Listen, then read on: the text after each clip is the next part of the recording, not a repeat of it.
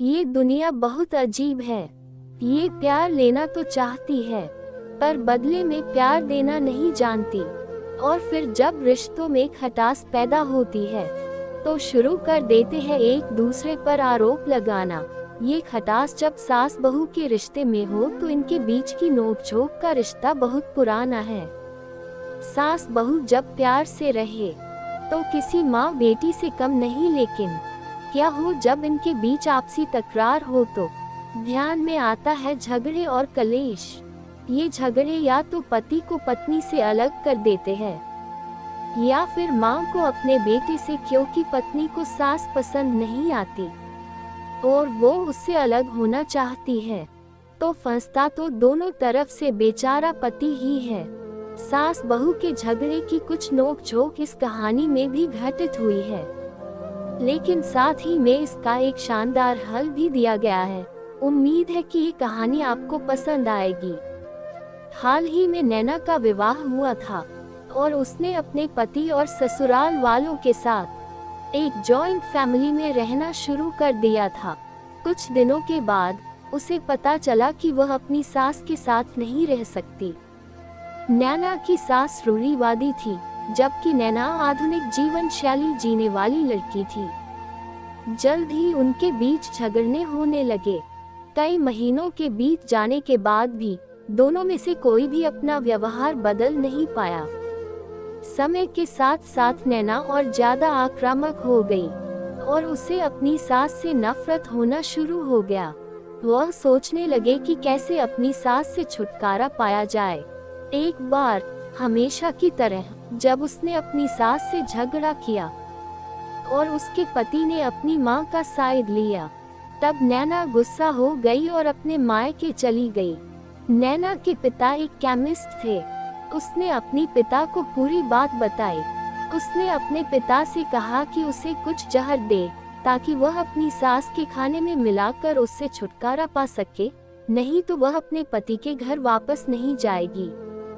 नैना के पिता को ये सब जानकर काफी दैख हुआ और उन्होंने अपनी बेटी से कहा, अगर तुम अपनी सास को जहर देती हो, तो तुम और मैं दोनों जेल जाएंगे। ऐसा करना ठीक नहीं है, लेकिन नैना सुनने और समझने की हालत में नहीं थी। आखिरकार उसके पिता ने कहा, ठीक है, जैसा तुम चाहती हो वैसा ही होगा, लेकिन मैं तुम्हें जेल में नहीं देखना चाहता। उसके पिता अंदर से पाउडर लाए और कहा, हर दिन जब तुम दोपहर का भोजन या रात का भोजन करते हो, तो अपनी सास के खाने में इसे मिला देना। इससे धीरे धीरे कुछ महीनों में वो मर जाएगी और लोग सोचेंगे कि वह प्राकृतिक रूप से मरी है। उन्होंने ये भी कहा, क्योंकि किसी को भी तुम पर शक नहीं होना चाहिए, इसलिए आज से तुम अपनी सास के साथ नहीं लड़ोगी, बल्कि तुम उनकी देखभाल करोगी, भले ही वो कुछ भी कहे। तुम गुस्से से बात नहीं करोगी और हमेशा शांत रहोगी। उद्धरण चिन्ह। नैना सहमत हो गई और अपने ससुराल वापस आ गई और अपने पिता की सलाह के अनुसार उसने अपनी सास के खाने में पाउडर मिक्स करना शुरू कर दिया और बड़े ही प्यार के साथ बात करना शुरू कर दिया। समय बीतने के साथ साथ नैना की सास का नेचर भी बदलना शुरू हो गया, क्योंकि नैना अब अपनी सास की बहुत देखभाल करने लगी थी, इसलिए उसकी सास भी उसके प्रति विनम्र होने लगी और प्यार से बात करने लगी। 5 महीने बीत गए और नैना खाने में पाउडर मिक्स कर रही थी, लेकिन अब घर का वातावरण बदल गया। कोई झगड़े नहीं थे, दोनों एक दूसरे की तारीफ करते। अब ऐसा लगता था मानो दोनों का रिश्ता माँ और बेटी का रिश्ता हो। अब नैना को चिंता होने लगी कि पाउडर की वजह से उसकी सास जल्द ही मर सकती है।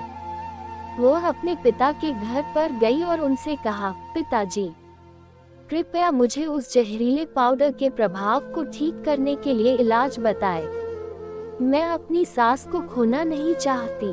वह मेरी माँ की तरह है और मैं उससे अब बहुत प्यार करती हूँ। उसके पिता मुस्कुराए और कहा, कौन सा जहर? मैंने तुम्हें बस एक स्वीटनर दिया था। नैना हैरान थी और उसने अपने पिता से पूछा कि उन्होंने ऐसा क्यों किया। पिता ने कहा, बेटा अगर तुम किसी दूसरे इंसान से प्यार चाहते हो तो तुम्हें भी उसे प्यार देना होगा। रिश्ते एक गाड़ी की तरह होते हैं और हम उन पर लगे पहियों की तरह।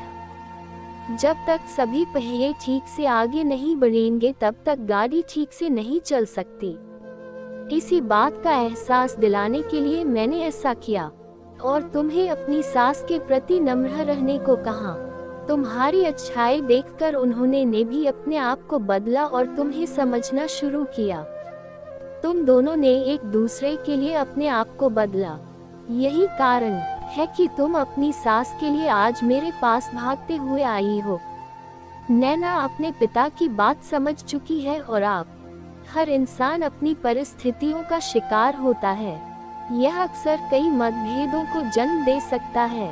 हालांकि हमें एक दूसरे को समझने की कोशिश करनी चाहिए और एक दूसरे के साथ एक स्वस्थ संबंध बनाने के लिए थोड़ा अपने आप को भी बदलना चाहिए।